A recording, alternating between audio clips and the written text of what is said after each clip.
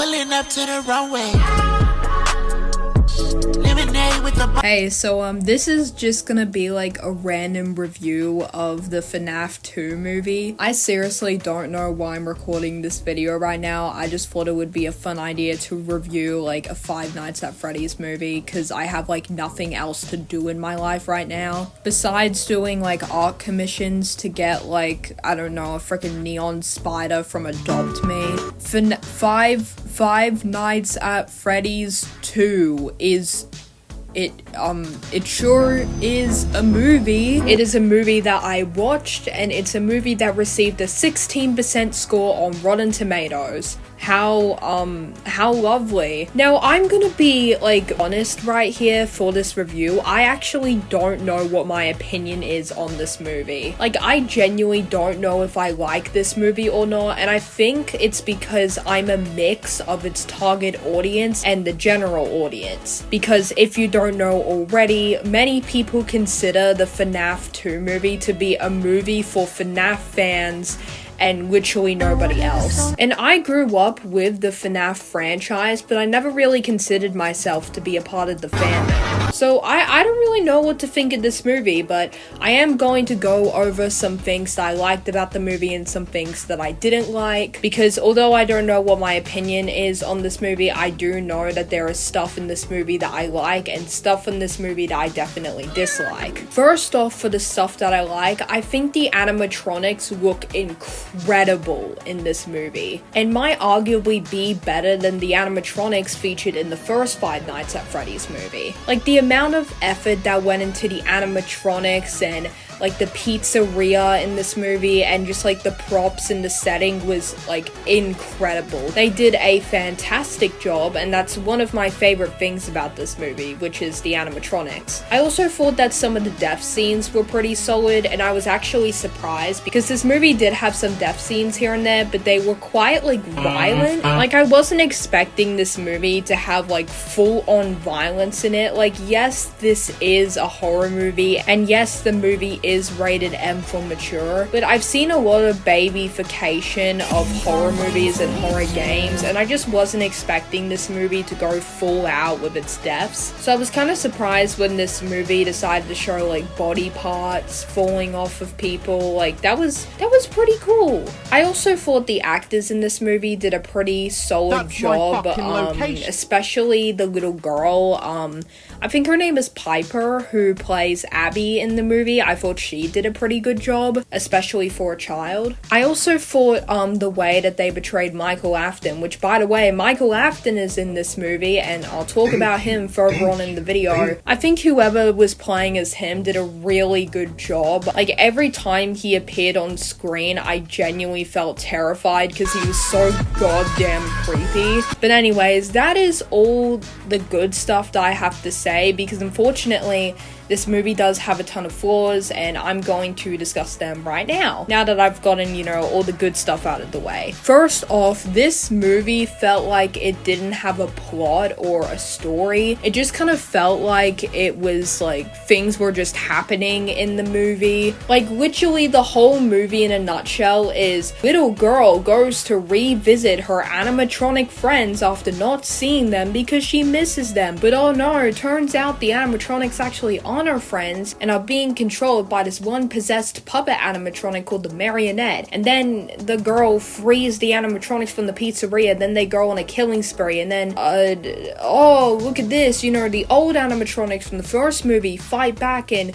you know, and kill the toy animatronics. And it's just like, what the hell is going on? Like, I don't know, man. It's just, it feels like this movie, it didn't have a story for some reason. I also thought a lot of parts of this movie were really unrealistic, especially during the start of the movie where we get to see the backstory of Charlotte, who's like the little girl that possesses the marionette. Like, basically what happens is William Afton, I'm pretty sure, he abducts like some kids at the pizzeria and kills them, and Charlotte realizes, like, she sees him luring like one of the kids into like an area in the pizzeria, and she freaks out, reasonably so, and goes up to the parents in the movie, and she's like, oh, you know, this man's abducting kids, they're in danger, help me. and all the parents just tell her to piss off for no reason. Like, I think any parent would reasonably be like concerned if a little girl they don't know ran up to them and went like, oh, help, like, you know, these kids are being abducted, but they just like roll their eyes and tell her to piss off, which is just so unrealistic because parents wouldn't do that. Like, I don't know if Charlotte in this movie had like a reputation for lying maybe, and that's why the parents don't believe her, but I don't think that's the case in this movie. I can't remember. So like these parents are just not listening to her for no reason. It just feels like things happen in this movie for the sake of the plot, and nothing in this movie, no events that happen feel realistic. Like, I guess you could also say, well, animatronics getting possessed by, you know, dead kids isn't realistic. But like, this is Five Nights at Freddy's we're talking about. That is... Okay, I can't be talking, you have a point there, but I felt like this movie felt a bit too fake to me. Another problem I have with this movie is the little amount of screen time that is given to Michael Afton. Like I mentioned before, although he is a pretty scary character in my opinion, like he's not terrifying by any means, but he did give me a bit of a fright in the movie. He gets like no screen time at all. Like, he's first introduced like, I think 20 minutes, something like that, into the movie, and he takes these free like ghost hunters into like the old pizzeria where the toy animatronics are, and then they die, and then he just disappears and he's not seen again until the end of the movie, where he tries to kill the main characters like with the toy animatronics, and it's just like, where the hell were you for the remainder of the movie? Like, you are a huge part of FNAF lore. You're an actor. Like, the screen time that he was given was so bad, to the point where I literally forgot that he was in the movie up until he showed up at the end and tries to kill our main characters with the toy animatronics, which, by the way, the main characters in this movie confused the hell out of me. Now, I didn't really have any issues with Abby or Mike in the movie, despite the fact that they were very boring protagonists, but I did have a bit of an issue with Vanessa. Now, what I'm going to say is probably going to make me sound super stupid if I'm not right about this, but in the movie, Michael Afton ends up saying, like, as a big plot twist, that Vanessa is his sibling, meaning that Vanessa is a part of the Afton family, which I am pretty sure that Vanessa is a character from Security Breach, and there was never a Vanessa Afton in the Afton family. Vanessa may just be this movie's version of Elizabeth, as we do see her have a nightmare where she runs away from her dad, and she does end up encountering Circus Baby. But yet again, if you want to have Elizabeth Afton in your movie, just have Elizabeth Afton. You don't need to rename her to Vanessa. This may just be a case where I don't know enough about FNAF lore, and maybe there actually is a Vanessa Afton, and maybe she was in like the FNAF books or other FNAF games, but because I'm not really deep into FNAF lore, I'm not sure. I also thought the main characters were just really boring to watch. The only time I ever felt any amount of entertainment was when the like animatronics were on screen. But anyways, that's all I have to say about this movie, besides the fact that I'm glad that Balloon Boy got absolutely wrecked in this movie by Mike. I also like the fact that Mangle was in this movie. I freaking love Mangle. Like, it's FNAF 2, of course she's gonna be in the movie, but I'm glad that I got to see her.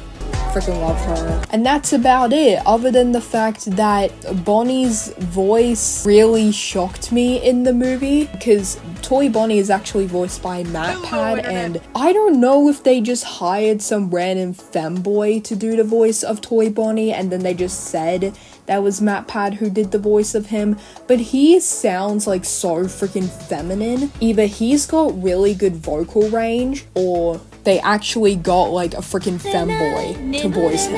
Anyways, that's all I needed to say. Kanye West Sigma Balls. That's Japanese for see you all next time, by the way. And also shout out to my Roblox donators. I won't be doing Roblox donation stuff in my videos anymore, but I'm still gonna give these people a shout out in this video because, you know, they gave me Robux and stuff, and that's pretty cool. Anyways, bye.